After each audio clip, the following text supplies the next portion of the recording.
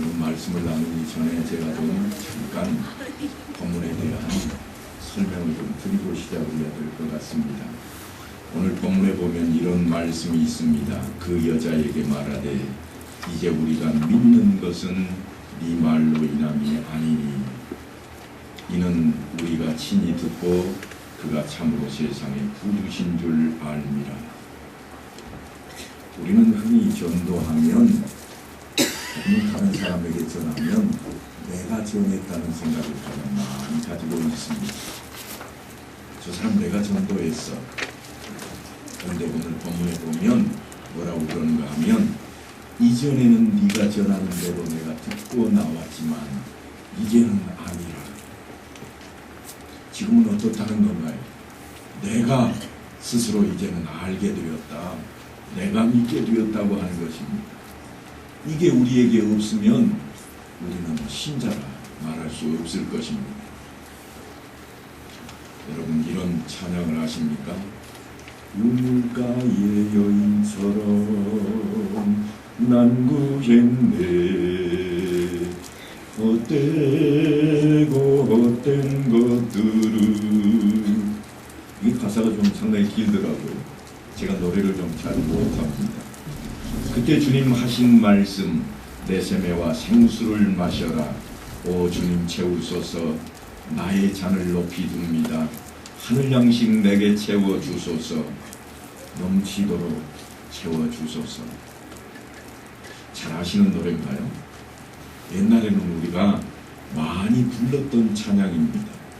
오늘은 이 찬양을 작곡하고 작사했던 리차드 프랭카드라고 하는 사람에 대한 마리아 찬양까지도 했던 인물인데요.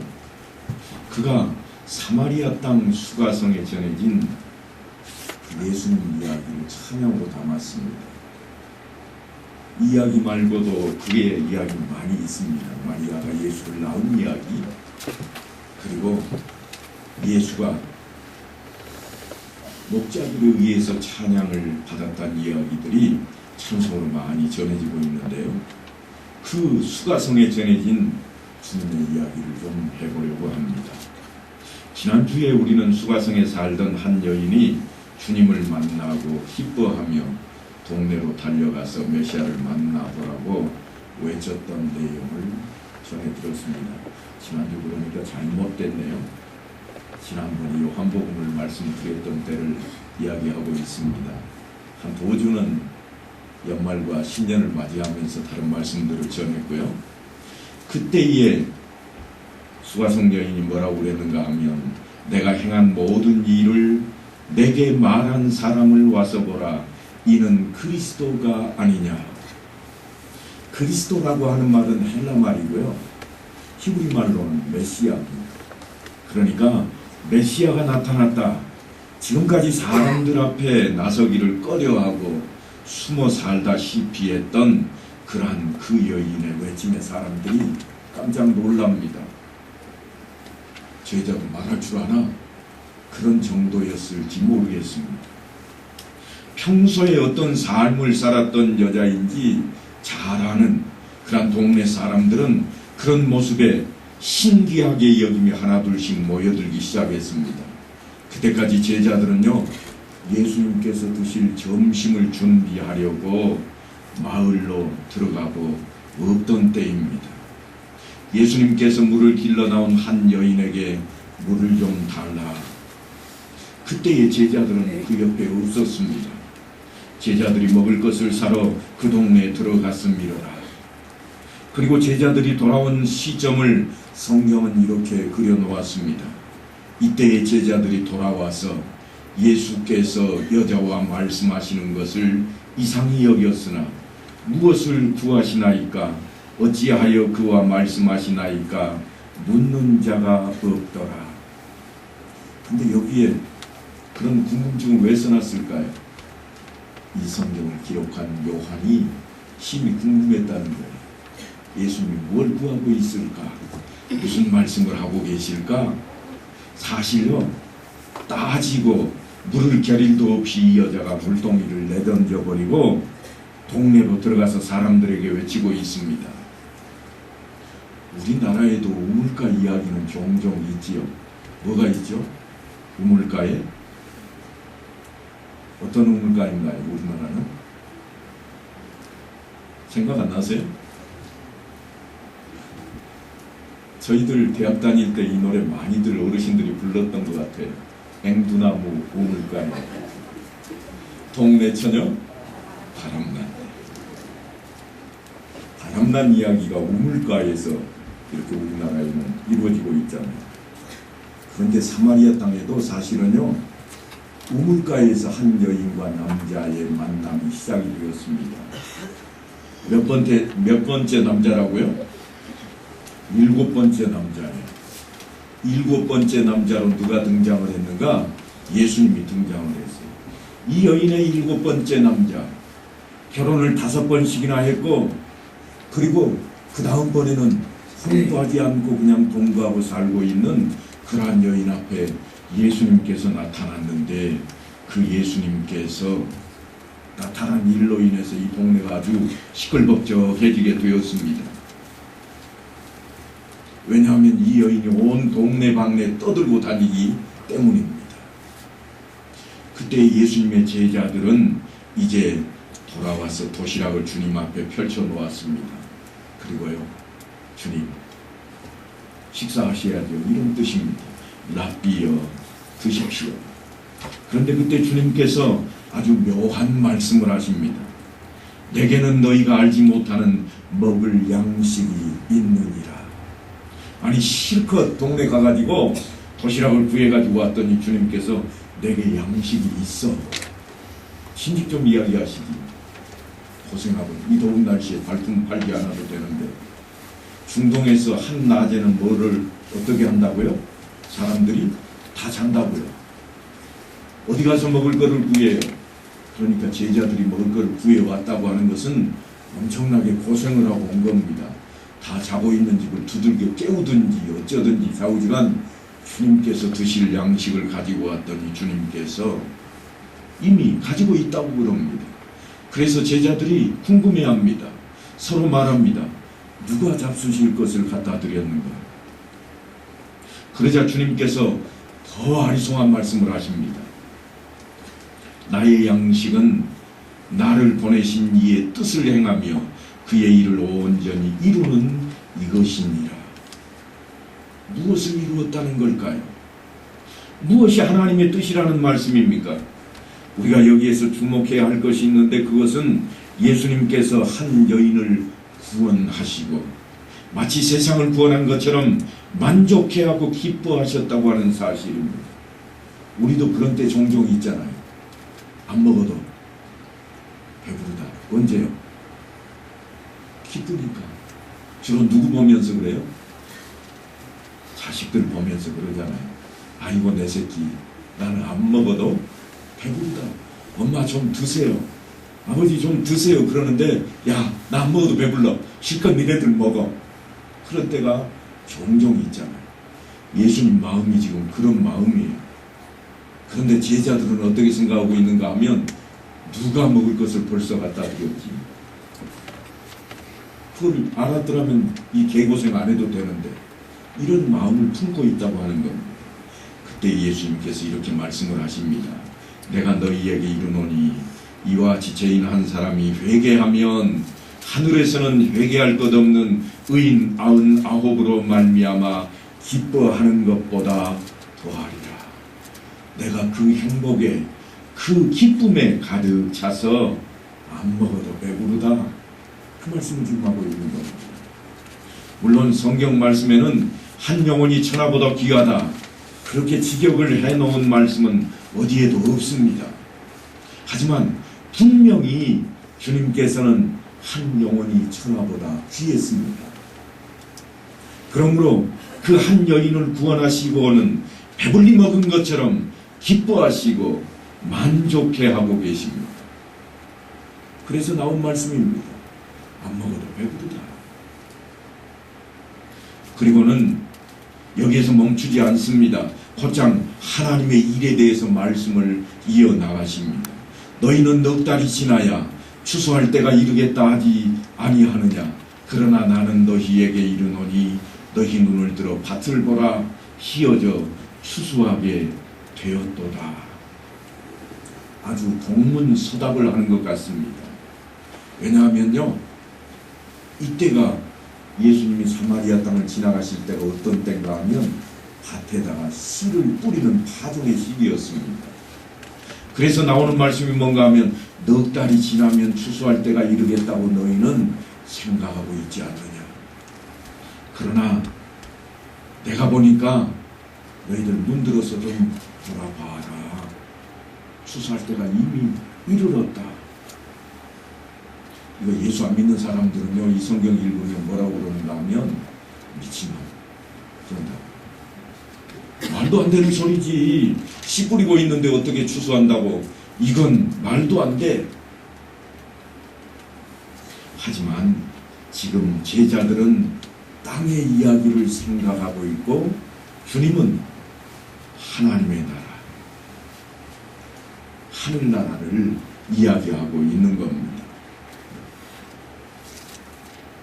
그러니까 농부들이 씨를 뿌리고 있는 들판을 향해서 곡식이 무르익어 추수할 때가 되었다고 하는 이 말씀이 참으로 희한하지만, 그러나 이 말씀은 주님께서 항상 머릿속에 무엇을 생각하고 계시는가 그걸 느끼게 해줍니다. 자나깨나 뭘 생각해요? 구원. 자나깨나 하나라도 더 천국 백성 만들어서 하늘에 올려보내야 되겠다. 그래서 하늘 양식 이야기가 나오고, 그래서 그 양식을 통해 하나님 나라의 귀한 열매로 우리가 보여지고 있다고 하는 것입니다.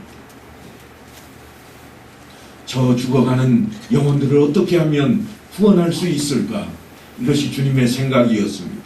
이것이 주님의 마음속에 온통 가득하니까 모든 사람들이 그저 남만 들면 거둬들일 수 있는 곡식으로 보인다는 겁니다. 제자들은 예수님께서 드실 점심을 고생해가면서 준비해가지고 왔지만 주님께서는 이미 나는 배부르다. 왜냐하면 한 영혼을 내가 구원하게 되었다고 하는 것입니다. 추수의 기쁨을 벌써 맛보고 있습니다.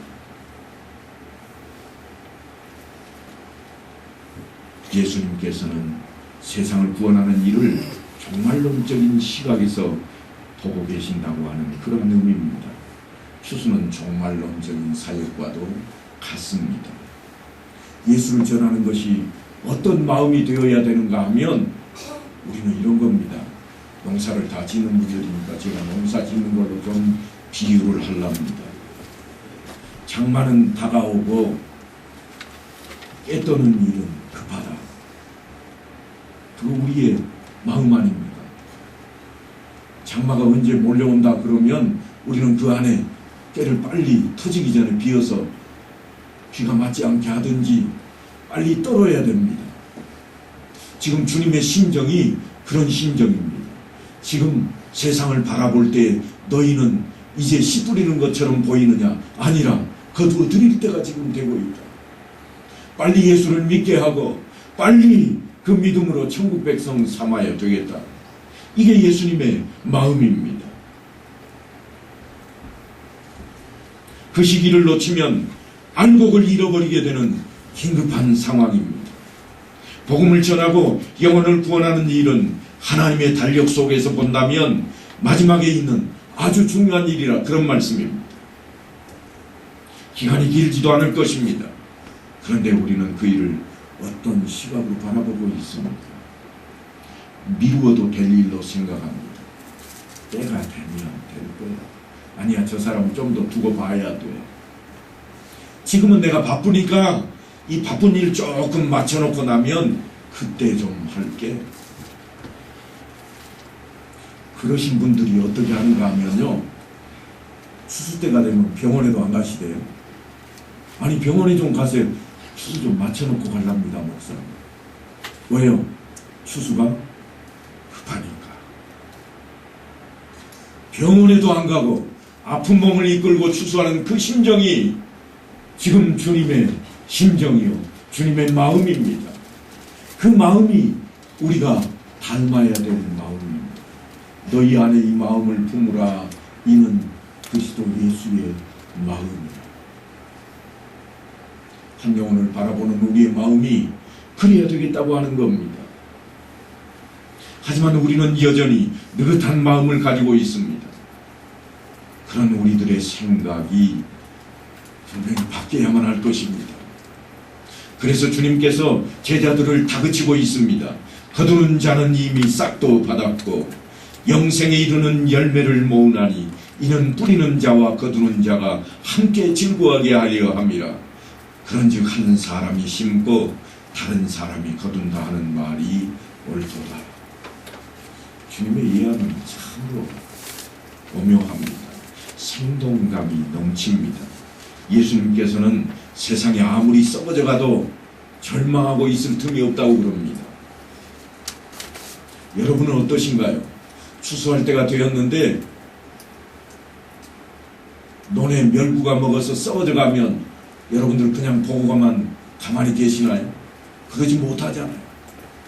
더 마음이 급해지고 번지기 전에 빨리 남아있는 거라도 거두어 드리고자 하는 것이 우리의 마음이 아니겠습니까? 그런데 오늘 성경은 하나도 잃어버리지 않고 다 거둘 것인 주님의 마음이 고스란히 드러나 있습니다. 거두는 자가 품삯을 이미 받았다고 그럽니다. 우리가 사용하는 건설 현장의 용어 가운데요, 이런 게 있습니다. 묵게돌이 혹시 아세요? 요즘 사람들은 아마 모르고 찬반 이래가지고 나도 모르는 말만 하고 다니는데 옛날에는 묵게돌이 하면 사람들이 즐겨했습니다. 어떤 사람이요? 부지런한 사람이요. 게으른 사람은 이거 못합니다. 왜냐하면 맡겨진 일을 빨리 끝내버리면 빨리 끝나는 대로 돈을 받는 거예요. 그런데 오늘 성경은 이미 받았다는 겁니다. 원래 묵게돌이라는 말은요, 영수증이라는 단어입니다. 우리나라에는 뭐라고 표현을 했는가 하면 전표라 그렇게 표현을 했습니다. 전표를 받는 거예요. 일이 끝나는데. 그게 묵게돌입니다.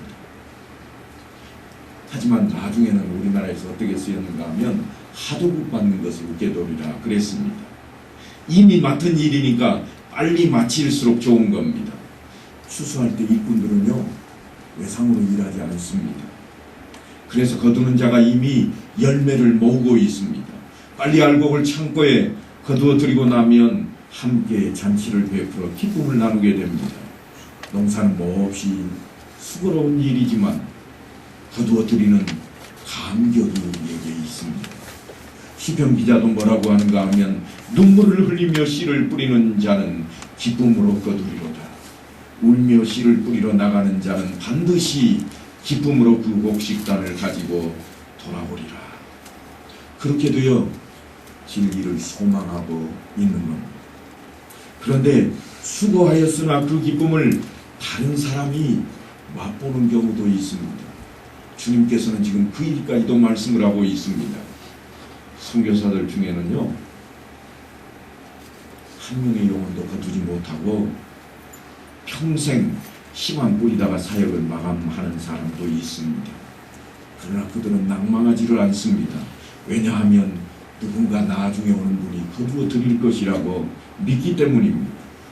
복음의 일이라고 하는 것은 이런 것입니다. 내가 거두지 못하면 그 자리에 다른 사람이 가서 거두게 될 것입니다. 그러니까 복음을 전할 때요, 우리가 주의할 게 있어요. 꼭 우리 교회에 나와야 됩니다. 그럴 필요 없어요. 예수 믿는 것이지 우리 교회를 믿는 것은 아니거든요. 가까운 교회를 나가도 우리가 그렇게 전해야 됩니다. 그분이 예수를 믿기만 하면 그것이 우리가 하나님의 일을 하는 것이기 때문입니다. 요셉은요, 17 어린 나이에 그것도 형들에 의해서 애국 땅의 종으로 팔려갑니다. 제가 주일학교에서 이야기하면 어느 학년에서는 틀렸다고 그럴지 모릅니다. 왜냐하면 그 학년 공과에 예수님의 아버지 요셉을 배웠기 때문입니다. 하지만 성경에는 동명이인들이 아주 많습니다. 그래서 저는 지금 옛날 야곱의 아들 요셉의 이야기를 좀 하겠습니다. 그가 바로의 친위대장인 보디발 장군의 집에서 종살이를 합니다. 처음에는 허드렛 일 했을 겁니다. 그런 처지였습니다. 그렇게 목숨을 부지합니다. 하지만 성경은 요셉이 하는 일을 뭐라고 표현해 놓고 있는가 하면 하나님의 거룩한 일이라, 그런 표현의 단어를 썼습니다. 샤라시라고 하는 이 히브리어를 쓰고 있는데요, 여전히 종살이하고 있는데 뭐라고 그러는가 하면 하나님이 함께 하시니 형통하였다. 형통이라고 하는 것은요, 우리가 보는 시각과 다른 단어입니다. 우리는 뭔가 잘 되고 내놓을 만한 게 있을 때 형통이라 그러지만 성경은 지금 요셉이 종살이하고 있는데 형통이라고 그럽니다. 요셉이 자기 시간을 쪼개서 어려운 중에 기도하고 또 다른 종들에게 히브리인의 하나님 여호와를 전해서 그런 일로 하나님이 그를 기뻐히 여기시고 어여삐 여기시는가? 그래서 애굽의 국무총리가 되게 하신가? 그렇지 않다고 하는 게 성경 말씀입니다.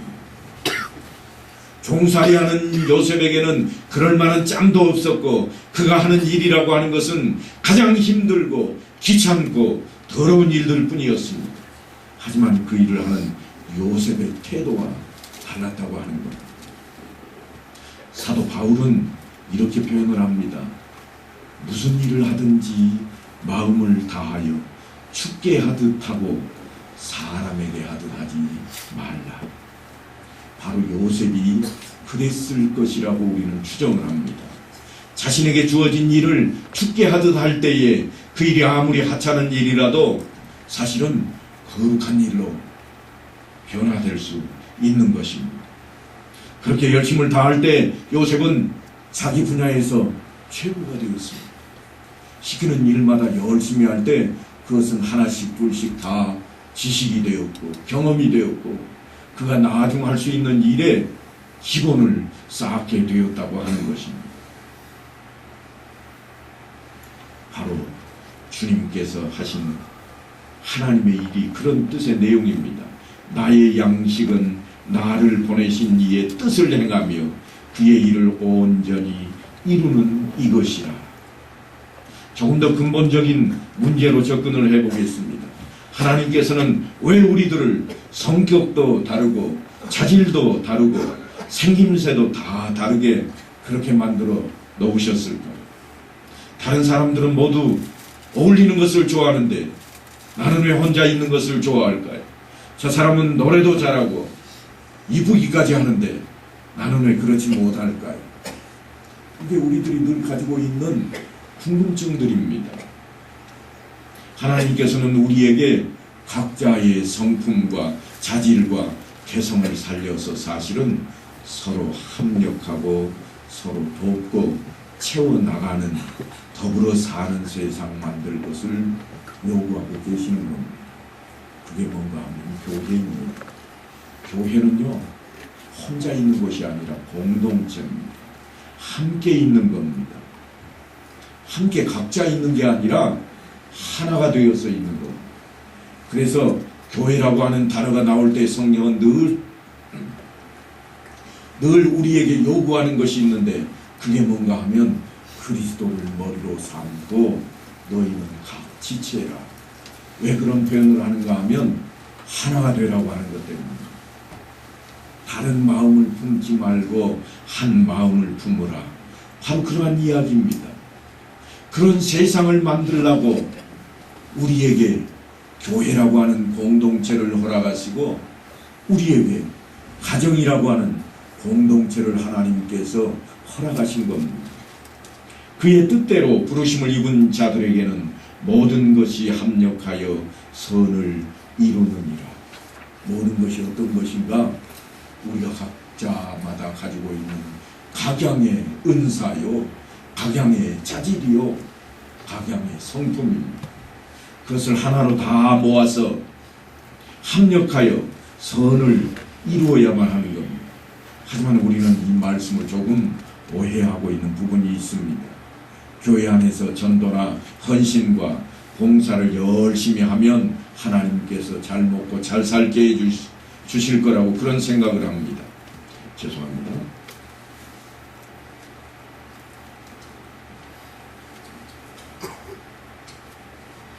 마치 무엇과 같은가 하면 숙제를 안 하면 복을 받지 못할 것처럼 그렇게 여기는 겁니다. 왜냐하면 우리가 훈련이 그렇게 많이 되어 있습니다. 잘하면 상 받고 잘하면 선물 받고 이거 하면 뭐 해줄게, 저거 하면 이번에 너 이거 해줄 거야. 거기에 훈련이 되어 있다 보니까 신앙도 마치 그런 것처럼 우리가 여겨버립니다. 그래서 내가 몇 명 전도하면 나는 하나님이 뭔가 더 해주실 거야. 내가 봉사를 좀 더 열심히 하면 하나님께서 내게 어떤 복을 주실 거야. 우리는 그런 식으로 접근을 해가고 있습니다. 하지만 숙제가 아닙니다. 우리의 신앙의 정진을 위해 반드시 필요한 것들입니다. 하나님의 자녀다운 삶을 요구하는 겁니다. 하나님의 자녀다운 삶이 과연 무엇입니까?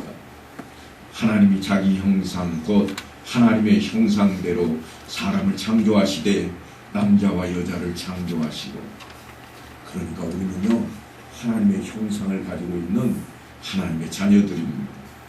이것이 성경의 출발점입니다. 예수님께서 그 출발점 위에 우리에게 달란트 비유를 들어서 천국 이야기를 끄집어 내놓고 있습니다.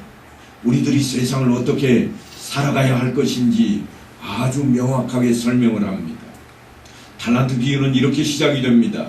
또 어떤 사람이 타국에 갈 때 그 종들을 불러 자기 소유를 맡김과 같으니, 그런데 유익 있게 살펴봐야 할 것은 주인이 종들에게 맡기는 기준이 있습니다. 그냥 똑같이 나누었다 그렇게 생각하시면 안 됩니다. 누구는 마음에 드니까 더 주고 덜 드니까 적게 주었다 그런 표현을 쓰시면 안 됩니다. 뭐라고 되어 있는가 하면 마태복음 25장에는 각각 그 재능대로 그랬습니다. 재능이라고 하는 것은요 선천적으로 타고난 것도 있습니다만 후천적인 것이 훨씬 많습니다. 여러분 무슨 일을 할 때 처음부터 알고 일하는 사람은 많지 않습니다. 훈련되어진 사람이 일을 더 잘합니다. 왜냐하면 준비가 되어 있기 때문입니다. 지금 그 단어를 쓰고 있습니다. 재능대로 하나님께서 맡겨주셨다. 각자가 가지고 있는 재능대로 일을 맡는 기준이 되었습니다. 그러니까 이들이 어떤 일을 할 것인가 하는 것은 각자의 재능에 달려있다고 하는 겁니다. 우리가 세상에서 얼마만큼 어떤 일을 하며 살아갈 수 있는가, 그것은 우리의 재능에 달려 있습니다. 하나님께서 주신 은사만 가지고 그 일이 이루어지는 게 아니라 은사를 얼마만큼 개발시키고 훈련했는가에 따라서 그 재능에 따라 우리에게 많은 것들이 맡겨지기도 하고 작은 것만 맡겨지기도 한다고 하는 것입니다. 그렇게 우리에게 주어진 것을 우리는 은사라, 그 은사를 펼치는 행위를 직분이라 그렇게 쓰고 있습니다. 그런데 중요한 것은 맡은 자의 그 일에 주인이 따로 있다고 하는 것입니다. 우리가 분명히 맡았으니까 내 것이라 생각되지만 주인이 따로 있다고 하는 겁니다. 달란트 비유는 분명히 어떤 사람이 타국에 갈 때 그 종들을 불렀다 그랬습니다. 그리고 그의 소유를 맡겼다 그래 놓았습니다. 맡겼다고 했지 다 나눠줘 버렸다고 하지는 않습니다. 여러분 우리 인생이 이 땅에 온 것을 세상 사람들도요 이런 표현을 씁니다. 나그네라, 하숙생이라. 세상 사람들도 다 아는 이야기요. 성경도 우리를 나그네라는 표현을 써서 우리가 익히 알 수 있는 그러한 용어가 되어 있습니다. 내 것이 세상에 어디 있습니까? 우리가 맡은 것입니다. 그 맡긴 것을 우리가 해야 될 일이 사도 바울은 이렇게 표현을 합니다. 사람이 마땅히 우리를 그리스도의 일꾼이요 하나님의 비밀을 맡은 자로 여길지어다. 그리고 맡은 자들에게 구할 것은 충성입니다.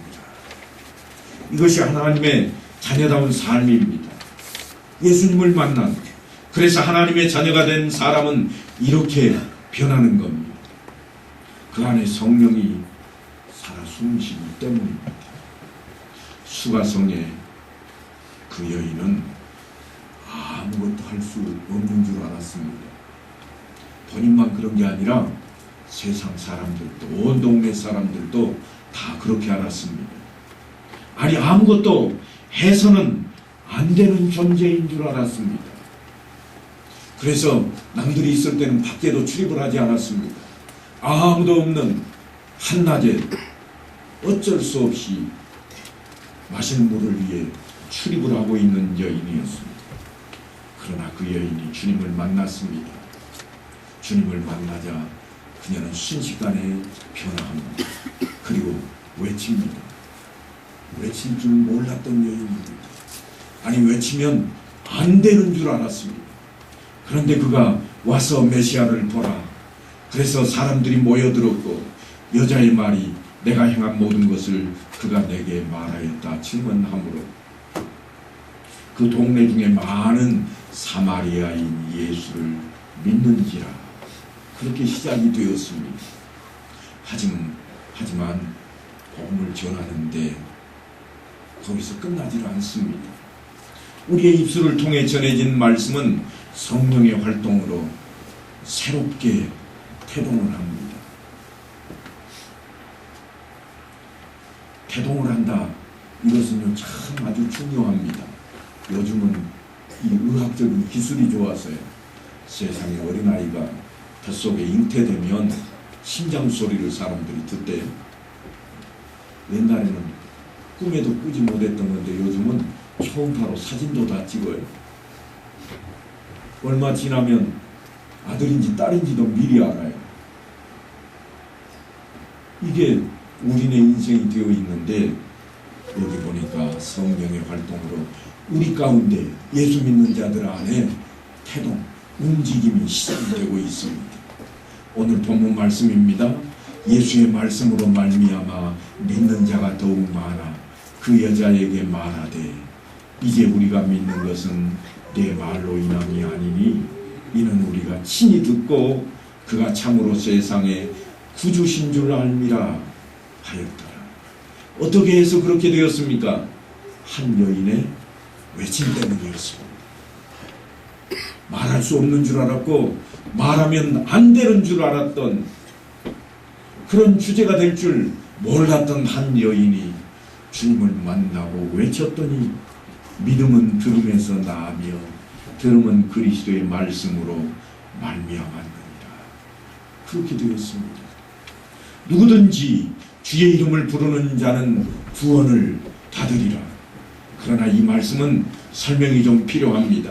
그래서 사도 바울은 그들이 믿지 아니하는 이를 어찌 부르리요 듣지도 못한 이를 어찌 믿으리요 전파하는 자가 없이 어찌 들으리요 보내심을 받지 아니하였으면 어찌 전파하리요. 이제 분명해졌습니다. 이 말씀이 우리에게 좀 찔림이 되어야 됩니다.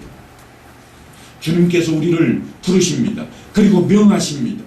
너희는 가서 모든 민족을 제자로 삼아 아버지와 아들과 성령의 이름으로 세례를 베풀고 내가 너희에게 분부한 모든 것을 가르쳐 지키게 하라.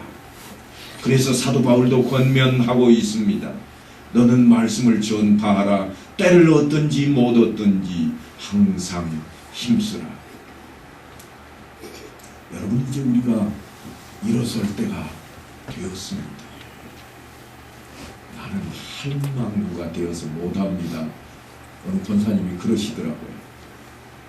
제가 좀 속된 용어를 써서 죄송합니다만 그대로 제가 좀 옮겼습니다. 그런데 그가 전한 한마디가 생명을 줄 수 있습니다. 복음을 증거하는데 젊은이들은 모여라, 성경에 한 군데도 그렇게 표현해 놓은 적이 없습니다. 연말에 제가 설교하는 중에 안나라고 하는 여성, 신문이라고 하는 남성에 대한 이야기를 했습니다. 그분들은 아주 연로했고 죽기를 갈망하던 분들인데 하나님께서 이제 내게 때를 주셨다. 어떤 때를 주셨는가 하면 주를 보는 영광을 주셨으니 이제는 내가 외칠 수 있다. 그래서 외치고 평안히 소음을 다하는 그러한 모습을 우리에게 전해주고 있습니다. 사랑하는 성도 여러분, 이제 우리가 일어설 때가 된 겁니다. 아름답도다 좋은 소식을 전하는 자들의 발이요. 입만 연다고 되는 건 아니잖아요. 우리의 발걸음이 옮겨져야 됩니다. 그래서 발걸음에 힘도 얻고 그렇게 시작이 되어야 됩니다. 제가 지난 연말에 정말 감동을 받았던 부분이 하나 있습니다. 그게 뭔가 하면요, 성경 공부를 하는데 꼬부랑 할머니들이 몇 분 계시더라고요. 힘들게 공부 시간 맞춰서 계단이 아니죠, 경사로 이렇게 올라오시는데 권사님 어디 가세요? 그랬더니 공부하러요. 힘들지 않으세요? 재밌어요. 뭐가 그렇게 재밌었을까? 예수를 아는 것이 재미있는 겁니다. 그게 없으면 그 연세에 그렇게 하지 않았을 겁니다. 여러분, 우리는 이제 우리 자신을 한번 좀 돌아다 봐야 되겠습니다. 젊은 분들은 젊었을 때에 힘을 다해 주의 일에 힘을 써야 됩니다. 연로하신 분들은 이제 끝이 아니라는 사실을 기억하셔야 됩니다. 내 입술을 통해 전해지는 그 한마디가 새 생명을 잉태할 수 있기 때문입니다.